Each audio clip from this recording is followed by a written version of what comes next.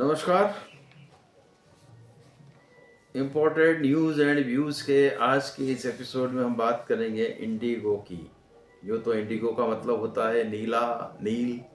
जो नील हम कभी कपड़ों में टिनोपाल की जगह यूज़ करते थे चमकाने के लिए सफ़ेद कपड़ों को, वो नील का नाम इंडिगो है। लेकिन ये इंडिगो अलग है। इंटरग्लोब करके कंपनी है जो भारत में विमानन सेवाएं प्रदान करती है। और इस दिसंबर के महीने में इंडिगो के कृत्य के कारण लाखों लोगों को हवाई अड्डे पर परेशान होना पड़ा। रेलवे स्टेशन और बस अड्डे जैसी स्थिति हो गई। इंडिगो ने इस तरह से पैंतरा चला कि हमारा विमानन विभाग चारों खाने चित्त हो गया। चलिए इंडिगो के क्राइसिस की बात करते हैं। देश में चल रही एयरलाइन में सबसे बड़ी एयरलाइन है इंडिगो। और इसके पास जितने भी करीब 400-450 विमान हैं और टोटल जो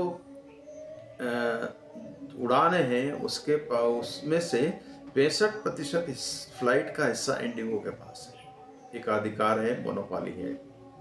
27% शेष राशि में से 27% जो है वो एयर इंडिया और एयर इंडिया एक्सप्रेस के पास है। और बाकी का जो 2-3-5% है वो दूसरी एयरलाइनें चल रही है। शुरुआत करें एयरलाइन की हम तो जेट एयरवेज ख़त्म हो गए। सहारा एयरवेज के नाम आज नामो निशान नहीं है। एयर डेक्कन का आता पता नहीं है। और हमारे जो वो थे, क्या नाम अपने, किंग फिशर वाले, उनका भी कहीं बाहर जाके बैठे हैं, इंग्लैंड में फरारी काट रहे हैं। तो इस तरह से ये विमानन जो क्षेत्र है बहुत ही चैलेंजिंग है और इसमें डूबने के चांस ज़्यादा हैं। लेकिन देखिए कि इंडिगो के जो राहुल भाटिया हैं और एक और इनके साथ इनके इलाके गंगवाल हैं, दोनों ने मिलकर कुछ ऐसा इस विमान को इकोनॉमिक ढंग से चलाया। और चलाया भी कैसे कि उनका कोई भी विमान आधा घंटे से ज़्यादा ग्राउंडेड नहीं होता है। बिल्कुल दौड़ाते रहे, रेल और बस की जिस तरह से भागती रहती है ना, उसी तरह से विमान भागते रहे। और इस भागने के क्रम में मुनाफा तो कमाया इन्होंने इंडिगो ने, लेकिन इनके क्रू मेंबर और पायलट दुखी हो गए। उनको रेस्ट नहीं मिलता था, उनका शोषण हो रहा था। और इस शोषण के खिलाफ कुछ पायलट संघों ने हाईकोर्ट में आवेदन दिया। और हाईकोर्ट ने के निर्देश पर ये कहा गया इंडिगो से, और विमान जो डीजीसीए जिसको बोलते हैं, डायरेक्टर जनरल सिविल एविएशन ने आदेश निकाला पिछले साल, 1 साल हो गए इस बात को, कि आप अंतर्राष्ट्रीय मानकों के अनुसार पायलट को कम से कम सप्ताह में 48 घंटे का रेस्ट दें। साथ ही ये तय कह रहे हैं कि वो नाइट लैंडिंग जो अभी तक 4 से 5-6 करते थे बेचारे पायलट्स, उनके लिए कहा गया कि 3 नाइट लैंडिंग से अधिक नहीं हो, 2 या 3 से। ये नियम आदेश सभी एयरलाइन के लिए थे। बाकी की छोटी एयरलाइन से उन्होंने पालन कर लिया, लेकिन इंडिगो अड़ गई। और इंडिगो ने इस तरह से किसी भी निर्देश को नहीं माना, 1 साल निकाल दिया। और ठीक 2-3 महीने में तो बताया जाता है कि उन्होंने पायलट की भर्ती पर ही रोक लगा दी किसी तरह से, जबकि पायलट की संख्या जिस तरह से विमान थे उसके लिहाज से बहुत कम है। और वो पायलट की भर्ती करना चाहिए थी तो उल्टा उन्होंने रोक दिया। अब देखिए जैसे ही दबाव बना, 1 साल के बाद फिर नोटिस गए होंगे, तो इंडिगो ने साफ साफ कुछ कहने से इनकार करते हुए फ़्लाइटें कैंसिल करना शुरू कर दी। फ़्लाइटें भी कितनी कैंसिल हुई, 100-200 नहीं, 4-5-6 दिन के अंदर अंदर ही 3 से 5 हज़ार फ़्लाइटें कैंसिल हो गई। चारों तरफ अफरा तफरी मच गई। लोग जिन्होंने टिकट बुक कराए थे उनके टिकट एन वक्त पर कैंसिल किए गए, रिफंड नहीं दिया गया। और यह भी कैंसिल ना करते हुए यह भी उनको 24-24 घंटे तक हवाई अड्डे पर पटक के रखा गया कि अगली नहीं, अब फ्लाइट दूसरी मिलेगी आपको। शाम के 8 बजे की फ़्लाइट अगले दिन रात की 8 बजे गई। तो इस तरह की सारी अनियमितता होती रही, लोग चिल्लाते रहे, पूरा मीडिया, टीवी चैनल, हाहाकार मचा था पूरे देश विदेश में। हमारे यहाँ की एविएशन सिस्टम की बदनामी हुई। लोगों का कहना है कि सरकार और एविएशन मिनिस्टर्स कि कोई यह इंडिगो इतना पावरफुल है कि इनकी सुनता ही नहीं है। और वाकई ऐसा लगा उस दौर में कि कोई सुनवाई नहीं हो रही है। हालांकि बाद में मिनिस्ट्री जागी, मीटिंगें हुई, कुछ कार्रवाई करने का मन भी बनाया उन्होंने, और अंततः क्या कार्रवाई हुई। सबसे पहले तो ये कहा गया कि आप 24 घंटे के अंदर अंदर सभी का रिफंड वापस करिए टिकट का, और टिकट के रिफंड में भी करीब 600-700 करोड़ रुपए के लगभग इंडिगो ने रिटर्न कर दिए। लेकिन ये मामला रिटर्न होने से लोग संतुष्ट नहीं थे। उन जिनको जाना था, कई लोगों की शादियां छूट गई इधर से उधर, कई लोगों के फ्यूनरल अटेंड करने से रह गए, कई तो ऐसे जोड़े थे जिनकी खुद की शादियां थी, वो नहीं जा पाए वहाँ पे।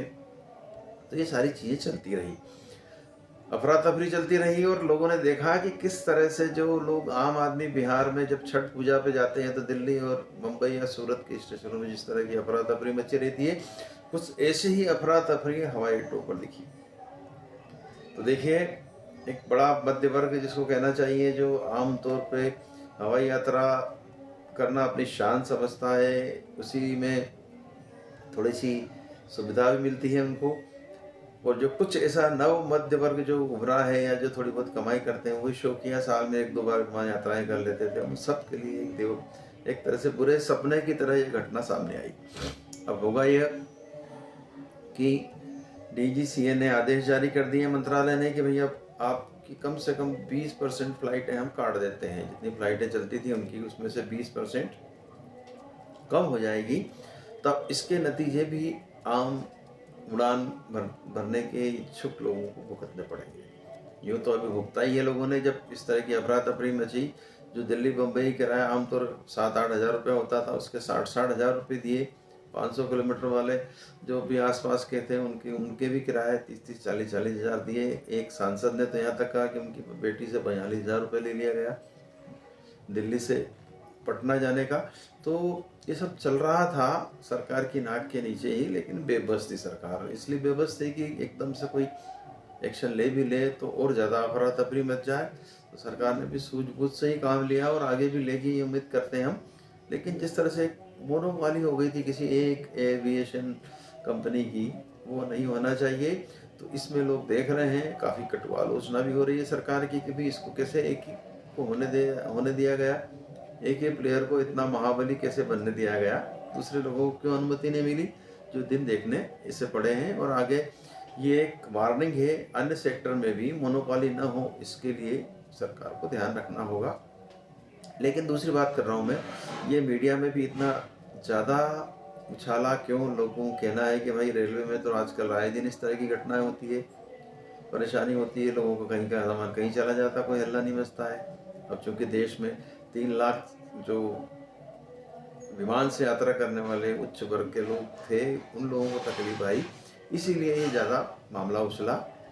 कुछ जो कहते हैं ना, स्वांत सुखाय भी होता है लोगों को, कि लोग सोचते हैं कि अच्छा अच्छे फंसे हैं, दुख में भी सुख ढूंढते हैं दूसरे लोग कि चलो और उड़ो हवाई जहाज में, हम तो, हमारे लिए तो बस भी नहीं है बेचारी ढंग की, हवाई जहाज से जा रहे, तो इस तरह की परेशानी हो गया आपको, जैसा भी होता है।